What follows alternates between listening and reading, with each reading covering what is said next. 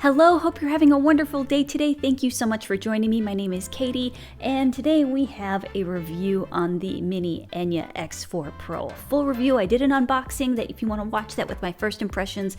I've had a few months to take a look at this and get a good feel and play it for a while so that I can give you my full review. And at the end of the video, I am going to be comparing these two models, the 41-inch with the mini, so that you can decide which one is best for you if you're not quite sure which one to get. Thank you to ENYA Music for sponsoring this video, and let's get started. This is the ENYA carbon fiber acoustic electric guitar X4 Pro Mini Acoustic Plus, which is 36 inches long. It's a 3/4 size guitar that has a bundle with a hard case, leather strap, instrument cable, USB Type-C charging cable. The list price says it's $799, but as of today, it's priced at $599.99, 25% off. The top is made of 95% carbon fiber, and the neck is made of carbon fiber as well, but it's reinforced with an aluminum rod. It also has an elevated neck to release the pressure of the top of the instrument to increase the vibration. It has an Acoustic Plus pickup with reverb, delay, and chorus all built into the guitar. There's also a tiny microphone inside the guitar to pick up more of the percussiveness if you're making more of like percussive tones and fingerstyle, and that's according to ENYA. It has a built-in tuner which the X4 Pro does not have, and more pronounced notches on the tone knobs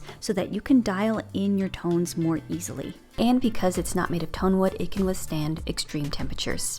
The point is to be able to not have to purchase more accessories, because that's just overwhelming in and of itself sometimes. I mean, the sky is the limit, but with this, it just allows you to be able to play with certain tones without having to buy an amp and also having to buy extra pedals. Bells and whistles, in the long run, could save you some money.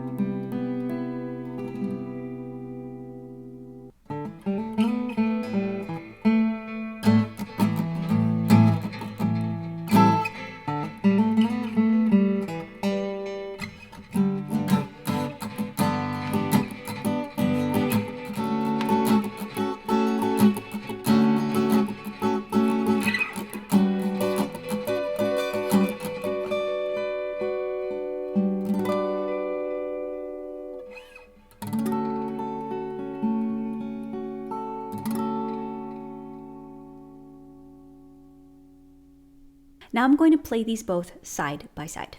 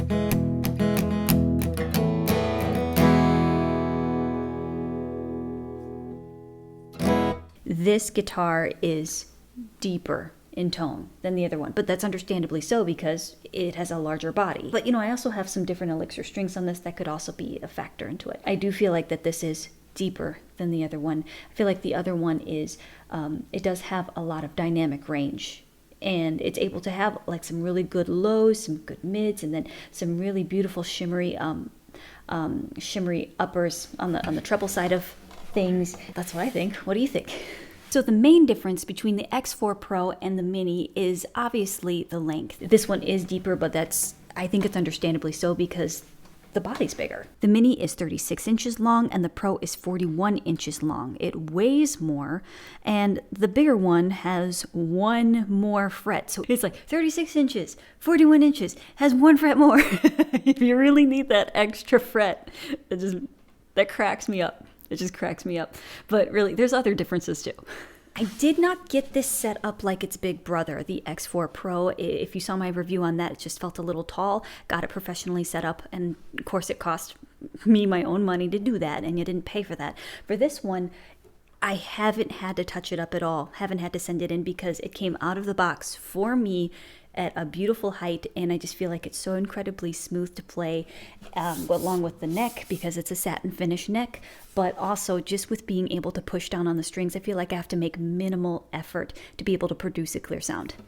The case is one of the most sturdy cases I've ever received, with a woven-like embossing on top, and it is heavy. Cases, like I said before, this is the case to the 41 inch. And I told you I gigged with this one before. It's prone to scrapes on the rubbery glossy finish, but it's a case. Cases are meant to get beat up. You don't want your instrument to get beat up. That's just my personal opinion. The overall aesthetic, the look of it, it's beautiful. It really stands out, but in a good way, with the offset sound hole and the gold accent. I am a sucker for gold accents anyway. I know some people wish that this wasn't here. I think it's perfect. I wouldn't change it. I really like it. Obviously, this one has the cutaway. It has a bigger body. It weighs more.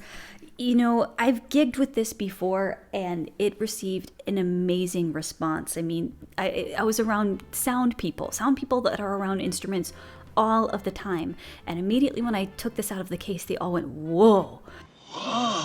Hey, can I play it? Can I see that? What is that?" And they were asking what this is, and it's like, oh, it's pretty cool to say, like, hey, it's 95% carbon fiber and virtually indestructible in the weather. That type of thing. Don't get it wet though. All right, like Gremlins, don't get it wet. But they also liked the tone that it produced. I mean, and these are sound people. Like I said before, they're around a lot of instruments all of the time, and this stood out to them. So if you're looking to stand out, either one would be absolutely beautiful. So I think it's going to come down to size difference and personal preference. But I do feel like that this is deeper than the other one. When we're looking at this is the cutaway. Obviously, you have more access to the upper part of the fretboard if you're looking to rip a solo up here if you'd like to. And also, it just does look really cool with this cutaway. I am more so of a dreadnought person. I love the fuller sized guitars because that's what I grew up playing. When I have a mini guitar in my hands, I'm not saying that it's bad. I'm just saying that it's different for me. I am getting used to the smaller ones though. Bottom line, both are very easy to play, but there's just something about this one that just makes it slightly more effortless. To be perfectly honest, there's a lot of instruments out there and they're vying for your attention, but that's good because the market is competitive. They're trying to come up with new bells and whistles to be able to just help you part with your hard-earned money. But the choice is up to you, whether or not you think a carbon fiber instrument is worth it or not. So I hope that I gave you enough information so that you can make the decision that is best for you. And remember, you are loved. I'll see you in the next one. Bye.